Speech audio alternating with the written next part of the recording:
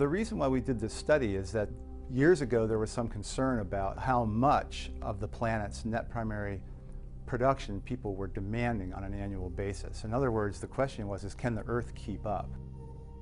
If you look at the planet, the land surface produces a certain amount of vegetation based on all the agricultural inputs we have now, our natural climate, the natural ecosystems. That's an amount that sort of constitutes the total available amount of biomass that's present for consumption. And the human appropriation component, as we've measured it, is actually how much NPP, or plant growth, is required to generate the products that are being consumed annually by people all over the world in terms of food, fiber, and building materials, and also fuel for charcoal and wood-based fuels. We used satellite data over a long period of time to estimate how much plant material the land surface generates, and then compared that against the amount of plant material that humans need, products of food and fiber and fabrication. And we found that two things are happening.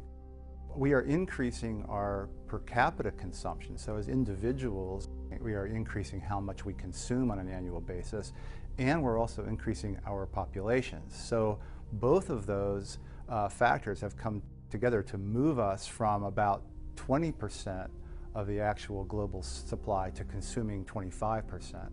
And so what we're concerned about is that in the future world where we've increased both populations and consumption, that we may hit some tipping point where the ecosystems as they are now in the current climate that we have will not be able to produce enough of the products that we need to keep the lifestyle that we have now.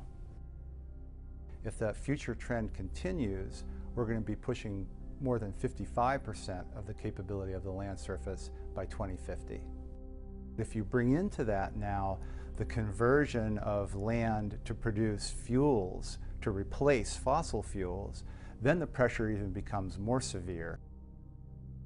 So what we're finding is that the biosphere doesn't really care if you have a few people consuming a lot or a lot of people consuming a little. It's the total amount in the end that actually matters.